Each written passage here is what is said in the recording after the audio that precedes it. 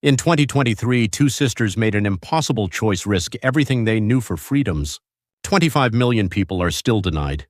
Kim Soon-yi and Soon-ja were Air Koryo flight attendants, daughters of a Korean war hero, living what looked like a privileged life in Pyongyang. But privilege in North Korea means nothing when your child can't get medicine. Your sister is punished for someone else's crime, and your future is decided by a system that sees you as property, not a person. Today you'll hear how they chose freedom and the devastating price their family paid for it. This is their story of escape from the world's last totalitarian dynasty. If these stories matter to you, please subscribe and hit the notification bell. Your support helps us bring these untold stories to light. Together, we can be a voice for those who cannot speak. My name is Kim Soon-yi. I live in a small apartment in Gyeonggi Province, South Korea now. But just a year ago, I was a flight attendant for Air Koryo in the north along with my younger sister, Soon-ja. We both became flight attendants thanks to our father. He fought in the Korean War at the Battle of Jongjin Lake in South Hamgyong Province. After the war ended, he settled in Pyongyang, met our mother, and married her. Because he was a war hero, the party gave him a decent apartment in the Pyeongchon district. I was born in 1990. Soon-ja is 4 years younger. Growing up, our father would always tell us, "You are children of a revolutionary family. Live without shame." I didn't realize then how heavy those words would become. In 2015, when I was 25, I passed the Air Koryo flight attendant exam. I was 165 centimeters tall, looked presentable, and spoke a little Chinese that helped. The day I got the acceptance notice, my father was overjoyed. "Soon-yi, you'll be flying. This is our family's pride." That night, he called his neighborhood friends over for drinks. Becoming an Air Koryo flight attendant wasn't ordinary. Only the chosen few among Pyongyang citizens could do it. You could travel abroad. You could earn foreign currency. That winter, I trained flight safety, service, and, most importantly, ideological education. Comrades, you are the face of the Republic. You must show foreigners the superiority of our system. Every morning at 6 a.m., we pledged loyalty before the portraits of Kim Il-sung and Kim Jong-il. It felt normal then. I didn't question it. In spring 2016, I took my first flight Pyongyang to Beijing. My heart pounded as the plane took off. The Daedong River and Pyongyang's skyline shrank below. I'm flying. Landing in Beijing was my first time on foreign soil. The airport was much bigger than Pyongyang's Sunan airport, crowded with people. Chinese travelers moved freely, laughing, talking loudly on their phones. It felt strange. We were always being watched. Flight attendants monitored each other. Who's acting suspicious? Who's having odd conversations with foreigners? While in Beijing, we stayed only in assigned lodgings. We couldn't go out alone. Still, I was content at least back then. I earned about $300 a month in foreign currency, which converted well at the Jangmadong market. I could buy rice for the family and nice fabric for my mother. In fall 2016, I got married.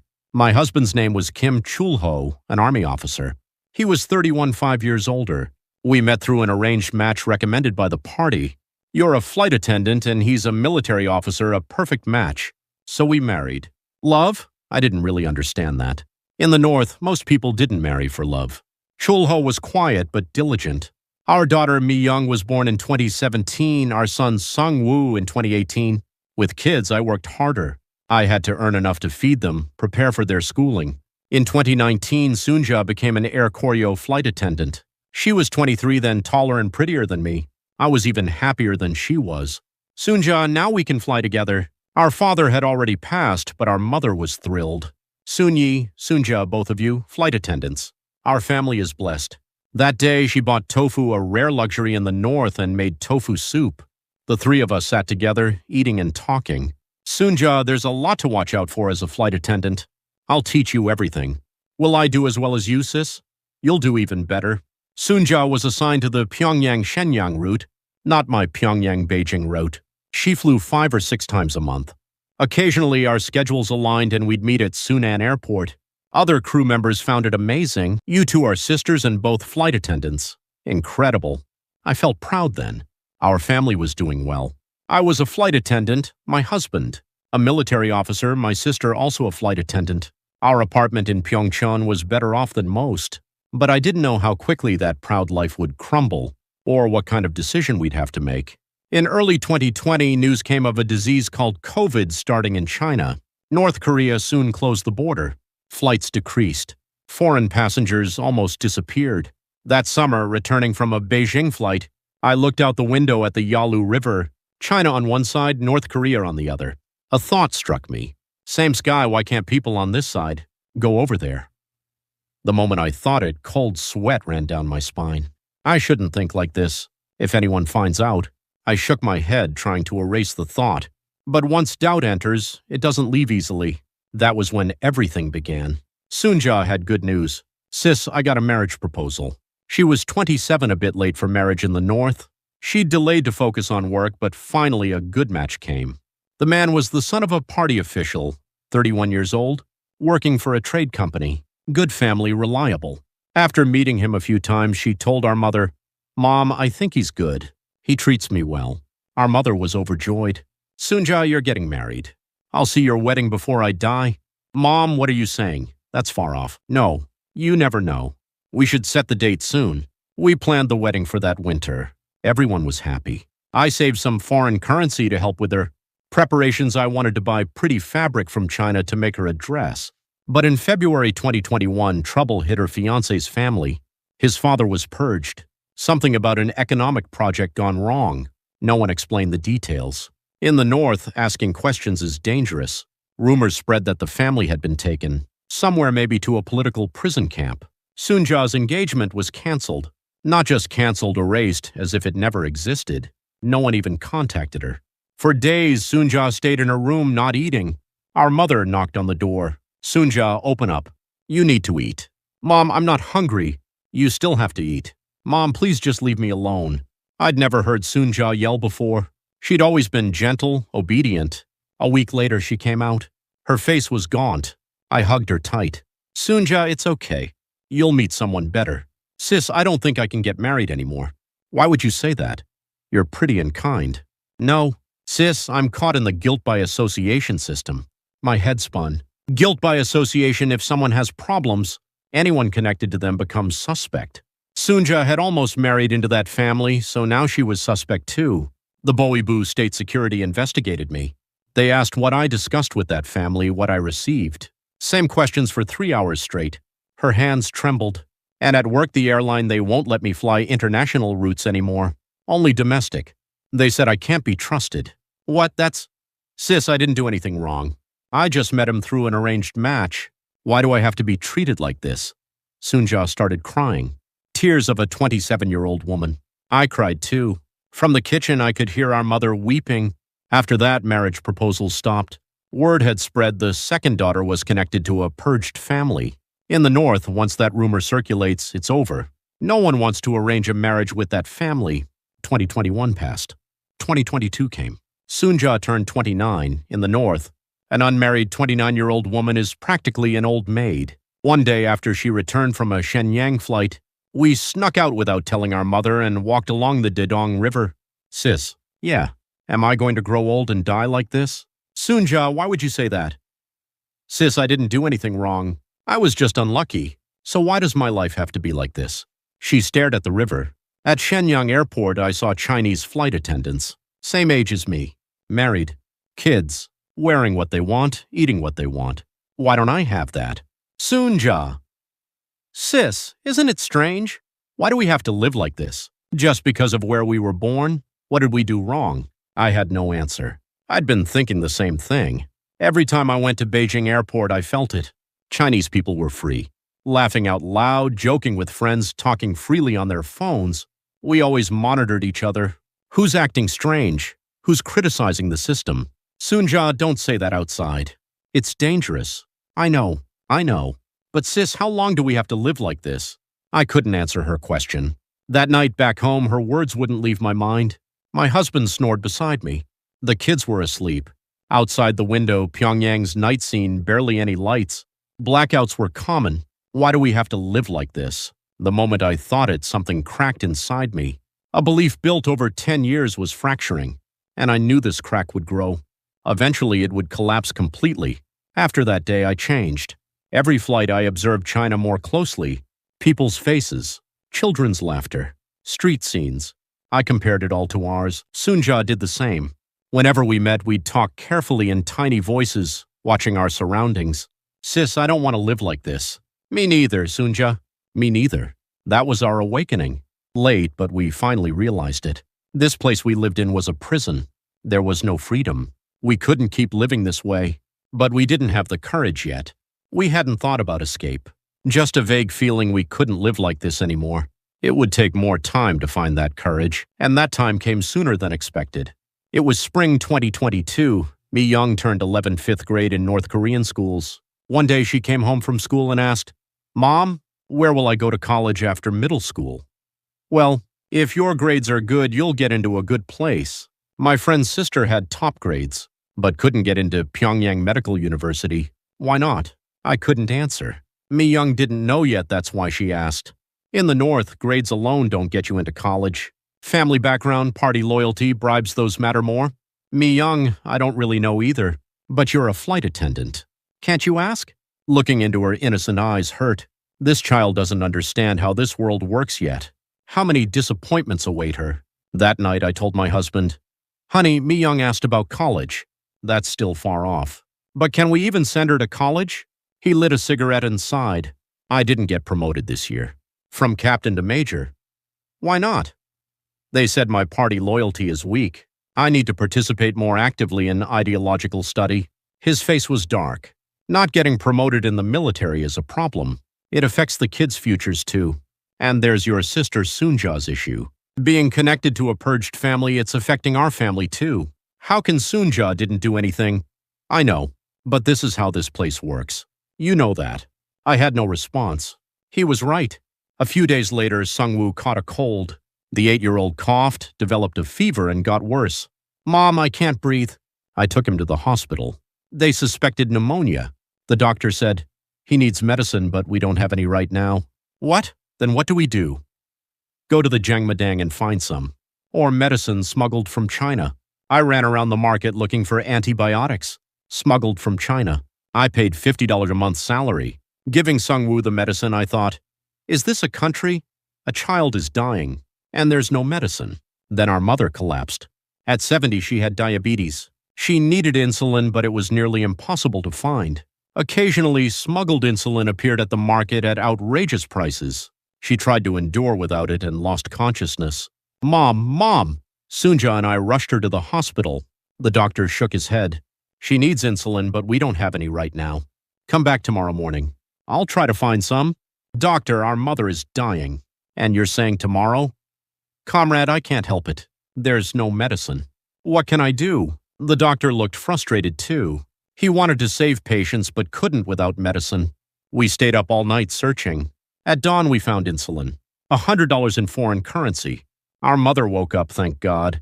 But she was much weaker. Sunja. "Yes, Mom. I'm sorry. I'm a burden to you." "What are you saying, Mom?" "I'm old now. Medicine costs so much. I'm draining all your money." "Mom, don't say that. Please," Sunja cried, holding our mother's hand. I cried too. Leaving the hospital, Sunja said, "Sis, I'm going crazy." "Me too, Sunja.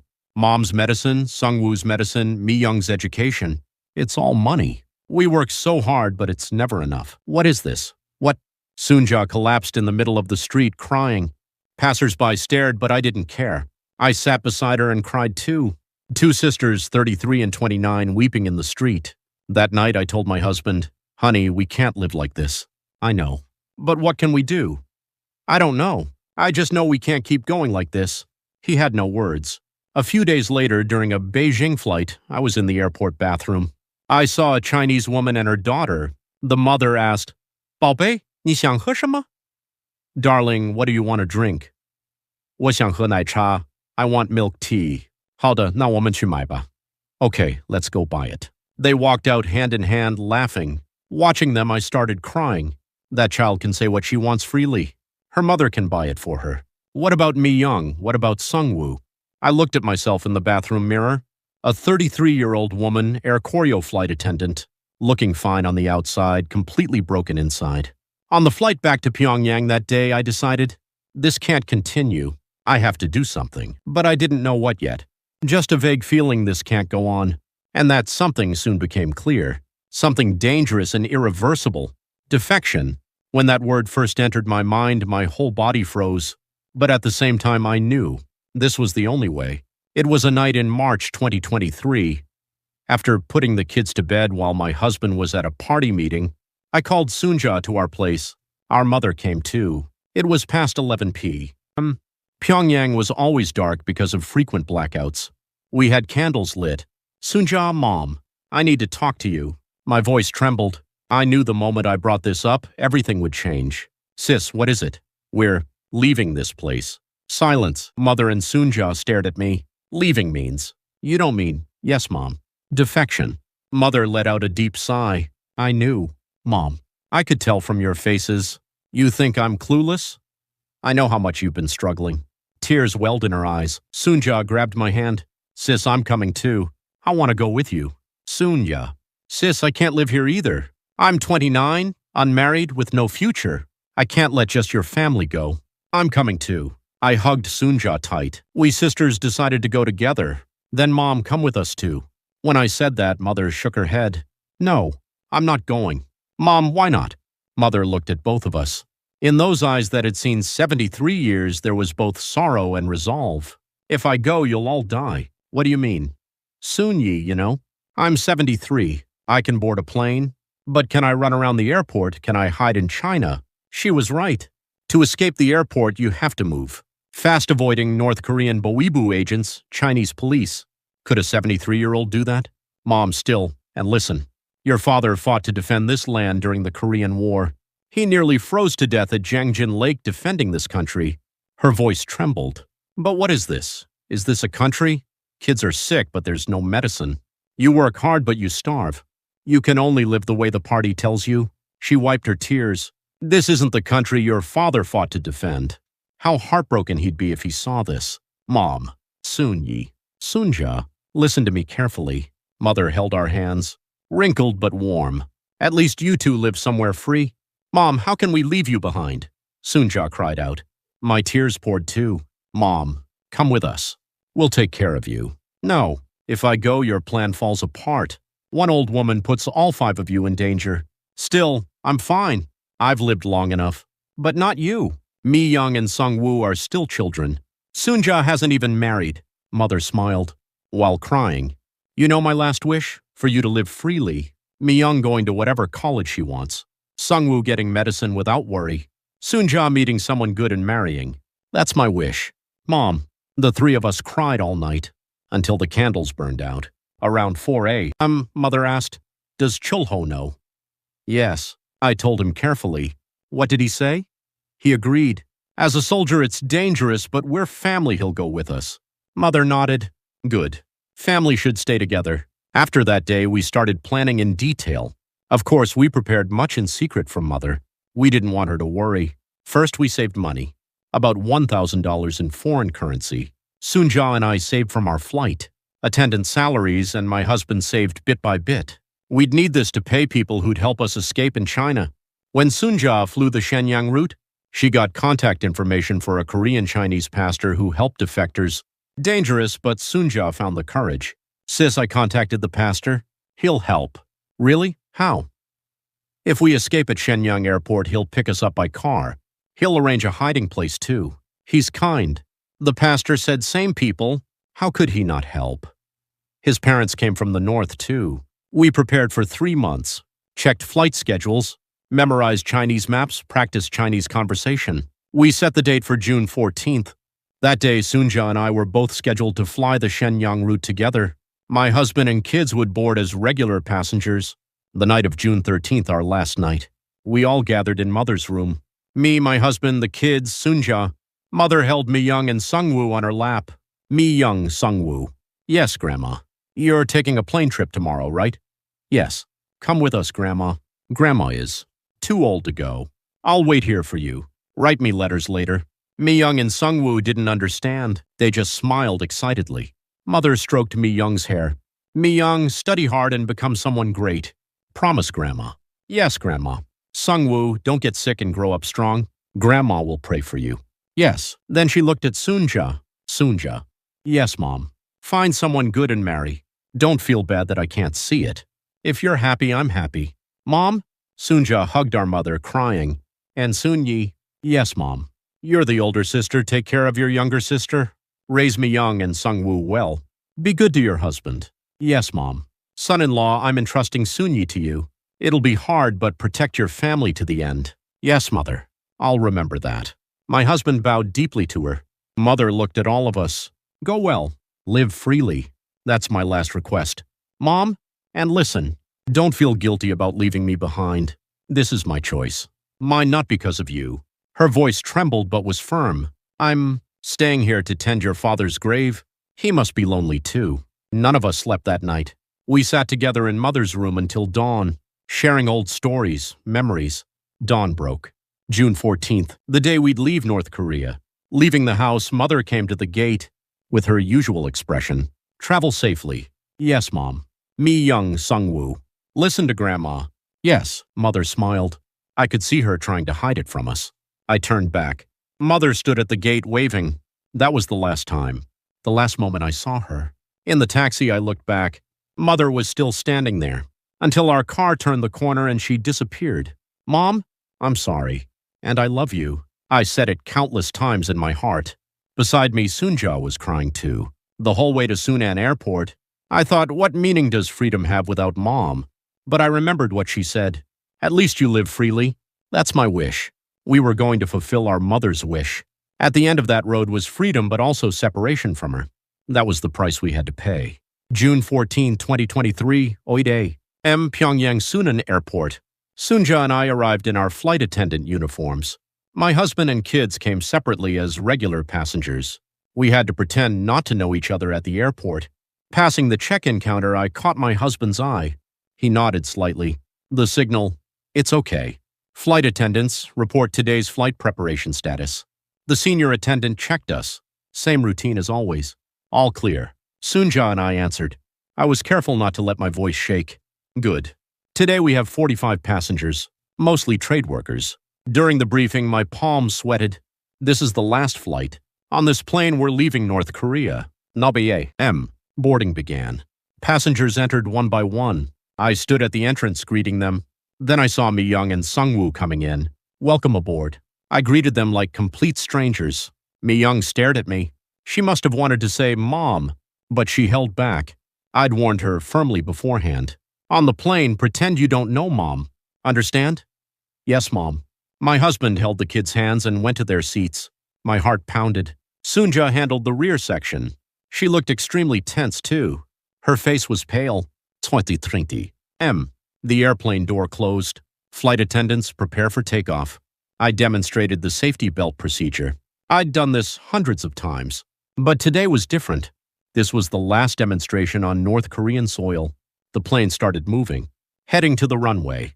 Outside the window, Pyongyang, the Daedong River, the Juche Tower, the Ryugyong Hotel, the city where I was born and raised and would never see again. Goodbye, Pyongyang. Goodbye, my homeland. I said farewell in my heart. Then I looked toward Mi-young. She was waving at the window, probably saying goodbye to Grandma. Young Mi-young doesn't know this is forever. The engine roared. The plane accelerated. Boom! We lifted off. Tears came. I tried to hold them back, but they flowed on their own. I quickly turned and wiped them. Can't let passengers notice. The plane turned from north to east, crossing the Yalu River, leaving North Korean airspace. I could see the Yalu out the window. China across that river. We're flying in Chinese airspace now. No turning back. Really. 2 hours of flight. Usually it would just pass, but today felt like a year. I distributed water and snacks to passengers. Passing my husband, we didn't even make eye contact. Too obvious. I could see Soon-ja serving in the back. Her face was rigid too. Nulir traité. M. The announcement came. Passengers will be landing at Shenyang Airport shortly. My heart felt like it would burst. It starts now. The real beginning. The plane descended. Shenyang City appeared. Tall buildings, wide roads. Much more developed than Pyongyang. We prepared for landing.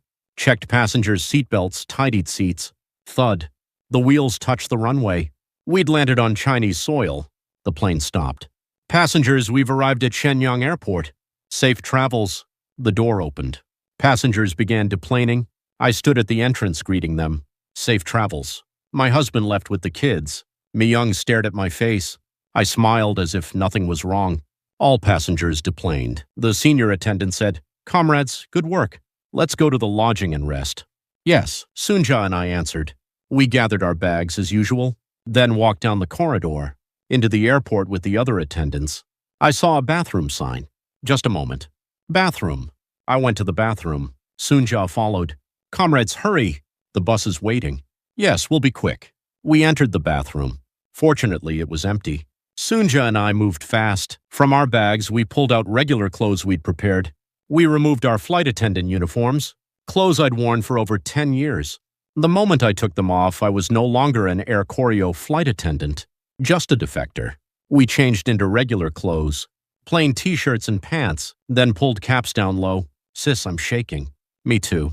But we have to do this now. We grabbed our bags and left the bathroom. Walked down the corridor the opposite way, not where other attendants were going, toward where regular passengers exit. My heart felt like it would explode. Would someone call us? Would someone yell, "Where are those attendants going?" But no one paid attention. We looked like ordinary passengers. The exit appeared. My husband and kids would be waiting outside. Then it happened. A Chinese police officer called to us. Cold sweat. It's over. We're caught. The officer approached. Need to check your bags. Bag check, I answered in Chinese. I opened my bag. A few clothes, toiletries. Nothing much. The officer looked briefly and nodded. You can go. Thank you. We walked as calmly as possible. Moving too fast would look suspicious. We passed through the exit. Outside, I breathed Chinese air. The air of freedom. I saw my husband, holding Mi-young and Sung-woo's hands waiting. Our eyes met. But we couldn't relax yet. North Korean Baoibu agents are at Shenyang airport too. The taxi sent by the Korean Chinese pastor was at the meeting spot. The car we'd confirmed from a photo. All 5 of us quickly got in. Go quickly, my husband said in Chinese. The taxi departed.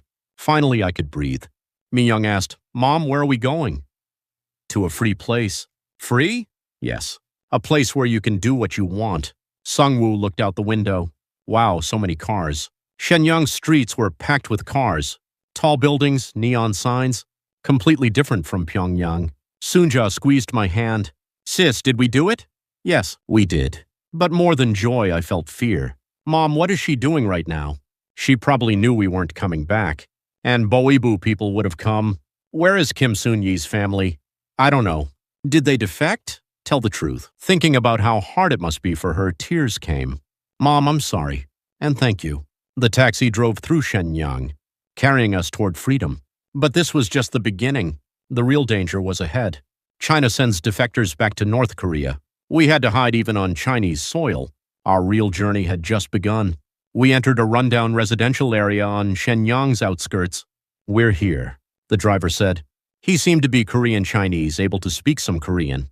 Get out here. That building. A shabby 3-story building. Peeling paint, creaky stairs. We knocked on the second-floor door. The door opened. A man who looked about 50. Come in. Quick. The Korean Chinese pastor. He let us in and quickly shut the door. You're safe here. Catch your breath first. A cramped room. A kitchen-living room combo with 2 small rooms. Tight for 5 people, but we were grateful. Pastor, thank you. I bowed. No need. Our ancestors all came from the north. Same people, how could I not help? The pastor brought water and bread. Eat first. You must be hungry. The kids took bread and ate. We hadn't eaten anything since morning. Let me explain the situation. The pastor's expression turned serious. The North Korean embassy has already started searching. 2 flight attendants disappeared. Already? Yes. Word came from the airport. And Chinese police are moving too. My husband asked, are we in danger? Yes. China sends defectors back to North Korea. Especially former flight attendants, it'll be a huge deal. Sunja trembled. I was scared too. If we're caught, political prison camp or public execution, then what should we do? Hide here for 2 days. I'm contacting the South Korean consulate. They'll protect you. 2 days? Yes. Moving now is dangerous. North Korean agents and police are searching around the airport. After 2 days, it'll die down a bit. We hid in that house. The first night was terrifying. Every time a siren sounded outside, my heart dropped. Mi-young asked, Mom, why are we hiding here? Mi-young, we're going somewhere safe. Just be patient a little longer.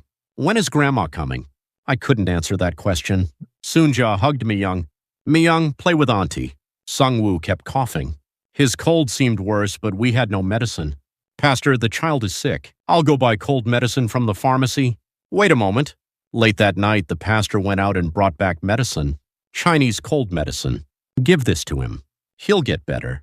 Thank you so much. The second morning, the pastor came in looking worried. Big trouble. A special search team came from North Korea. What? The flight attendant defection case got big. The North sent Boebu agents. They're searching all of Shenyang right now. My husband's face went white. Then, we need to go to the consulate tonight. Waiting longer is dangerous. Tonight? Yes, I've prepared a car. Let's leave at midnight. That's when it'll be quietest. That day felt like hell. Time crawled. Outside, constant noise. Once someone knocked on the door. Thud, thud. We couldn't breathe. The pastor went to the door. Who is it? Management office inspection. Not a good time. Need to inspect. The pastor opened the door slightly.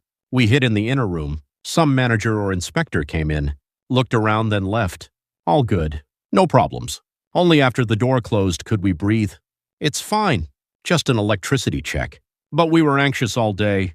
Around 6 p. The pastor showed us news. Chinese internet news. North Korean Air Koryo flight attendant sisters missing, defection. Suspected an article about us. No photos, though. Word's already out. We need to move fast. 11 p. M? We started preparing. The pastor gave us clothes. Wear these. You need to look Chinese. Plain Chinese-style clothes. We changed. Put hats on the kids. Hide their faces. We put hats on Mi-young and Sungwoo. Midnight came. Let's go now. We quietly went down the stairs. A van was parked outside. Get in quickly. We climbed into the van. The pastor drove. About 30 minutes to the South Korean consulate. Stay quiet. The van departed. Shenyang at night was dark, only streetlights on. About 10 minutes in, we suddenly saw a police car ahead. A checkpoint. No, the pastor muttered. A policeman waved for us to stop. God help us. The pastor prayed while stopping the car. The policeman knocked on the window. ID. The pastor handed over his ID. The policeman shone a flashlight inside. The light hit us. Mi-young flinched. I held her tight. Who are these people? My family. Where are you going? Visiting relatives. The policeman stared at us. Suspicious eyes. Then the pastor said something in Chinese. Spoke fast, I didn't catch it all. The policeman smiled and waved. Okay, go on. Thank you. The car started again. My heart was about to explode. Pastor, what did you say? I said we're going to my wife's family home. My mother-in-law is sick, so we're rushing over. And that worked? God helped us. 20 minutes later, we arrived at a large building. That's the South Korean consulate, a modern building. I could see the South Korean flag at the entrance. Seeing that flag, tears came. Once we're through that door, we're safe. Go run to that door. Now. We got out of the car. Pastor, thank you so much. Go. Quickly. We ran toward the consulate. 5 of us holding hands. A guard saw us. We came from North Korea. Please help. My husband shouted in Korean. The guard spoke into his radio, then opened the door. Come in. Quickly. We went through the door. Looking back, the pastor's van was leaving. He waved. Pastor, thank you. I'll never forget this. A consulate staff member came out. South Korean. You're the Sunyi and Sunja families? Yes, you've done well. Welcome to the Republic of Korea. Hearing those words, I collapsed and cried. Sunja, my husband, we all cried together. We're alive. We made it through China, but we weren't in Korea yet. This was Korean soil within China. We still had to get to Korea. That road was another journey. Shenyang, South Korean Consulate Protection Facility. June 16th to August 3, 2023. We stayed in a small room set up inside the consulate for a month and a half. At first, I couldn't believe we were safe. Every night I thought someone would come for us. Any knock made me jump. Consulate staff member Kim Min-soo helped us. Don't worry, Chinese police can't just enter here. Really? Yes, this is like Republic of Korea territory. You're safe now. But there was a problem. Getting to Korea will take some time. Why? We have to negotiate with the Chinese government about sending you to Korea. How long does that take? Usually a few weeks to a few months. You'll need patience. So the waiting began. 5 of us in a cramped room. Stifling, but we couldn't complain. We were grateful just to be protected. Mi-young asked, Mom, when are we going to Korea? Just wait a little. We'll go soon. When is Grandma coming? Grandma will come a little later. A lie. I knew Grandma wouldn't come, but I couldn't bring myself to tell Myung. Sung-woo kept getting stomach aches. The Chinese food didn't agree with him. Mom, my stomach hurts. Sung-woo, just hang in there. When we get to Korea, you'll eat lots of good food. The consulate gave us 3 meals a day. Chinese food. Jjajangmyeon, fried rice, dumplings, food we never had in North Korea. Soon-ja looked out the window. Sis, is Mom okay? What did the Boibu say to her? That her daughter's defected. Just thinking about it hurt. How much was Mother interrogated? How hard was it for her? Soon-ja. Mom told us to go, remember? I know, but that makes it hurt more. We cried together. We gained freedom but lost our mother. That was the price we paid. Early July, Mr. Kim Min-soo brought good news. The Chinese government approved it. They'll send you to Korea. Really? Yes, but there's a condition. You can't take a direct flight. You have to go through a third country. Third country? Yes, usually through Thailand or Laos. You should be able to leave late July. Finally news that we could go to Korea. My husband squeezed my hand. Honey, we're really going to Korea. Yes, really. July 20th, we left the consulate. Mr. Kim saw us off. Travel safely. Live well in Korea. Thank you so much. I bowed deeply. Without him, what would have happened to us? We went through the airport VIP passage, separate from regular passengers. The Chinese government was sending us discreetly. We boarded the plane. Bangkok, Thailand. Out the window, Chinese land, where we'd spent the last month and a half. Dangerous, but also the place that protected us. The plane took off. Myung looked out the window. Mom, the clouds are pretty. Yes, pretty, right? Where are we going? To a free country. A place where you can do whatever you want, Myung. Really? Yes, really. 4 hours later, we arrived in Bangkok. At Bangkok Airport, South Korean embassy staff were waiting. Hello, you've worked hard. You'll stay here one night, then leave for Incheon tomorrow. We went to a hotel. My first time staying in a proper hotel. Wow. Soon-ja marveled at the hotel room. Clean beds, bathroom, television. Sis, is this really ours? Yes. Myung and Sung-woo jumped on the beds. So soft. The kids were excited, but I kept tearing up. I couldn't believe we'd really made it this far. That night I showered. Warm water poured out, unimaginable in North Korea. I looked at myself in the mirror. I seemed to have aged a lot in the past 2 months, but my eyes were alive. Mom, I'm arriving in free South Korea soon. I'll live freely, just as you wished. The next morning, we boarded the Incheon flight. Korean Air, not Air Koryo Korean Air. Ironically, I was going to Korea on a different airline. A flight attendant greeted us. Welcome aboard. Standard Korean. Not North Korean accent, but South Korean. Familiar yet strange. The plane took off. Soon-ja looked out the window. Sis, we're really going to Korea, right? Yes, really. Feels like a dream. Me too. 3 hours of flight. In-flight meals came. Bibimbap. Mom, this is delicious. Myung smiled while eating bibimbap.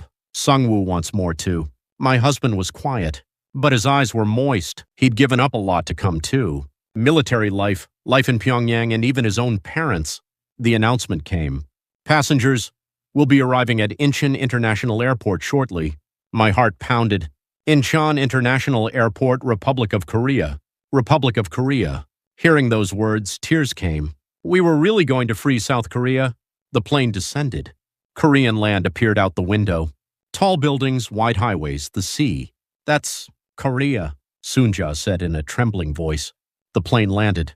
Thud! Wheels touched the ground. Republic of Korea ground. Applause broke out. Passengers clapped. We clapped too.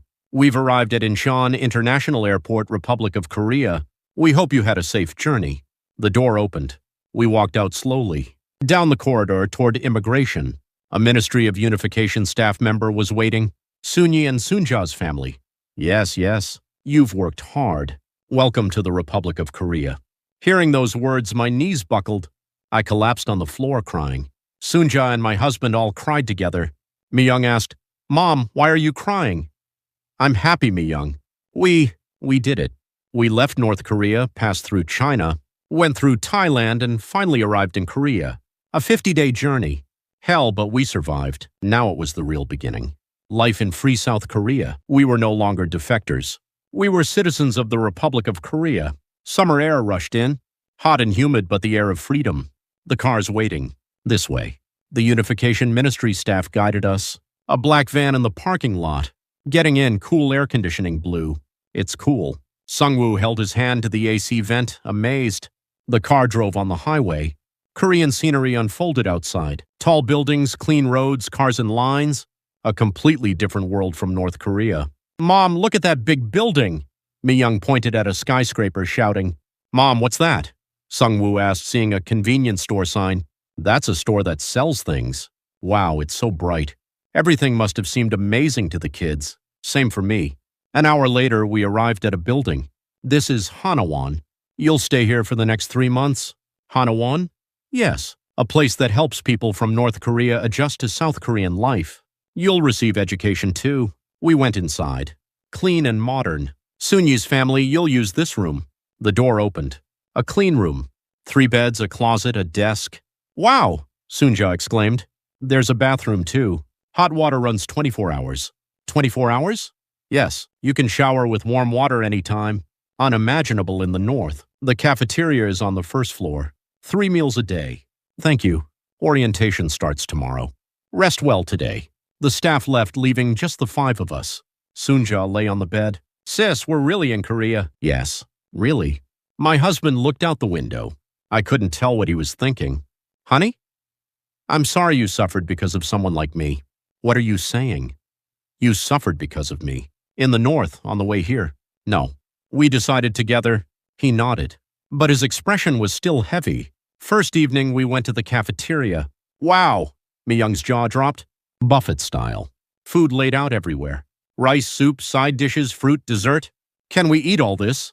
Sunja asked a staff member. Of course. Eat as much as you want. We cautiously filled our plates.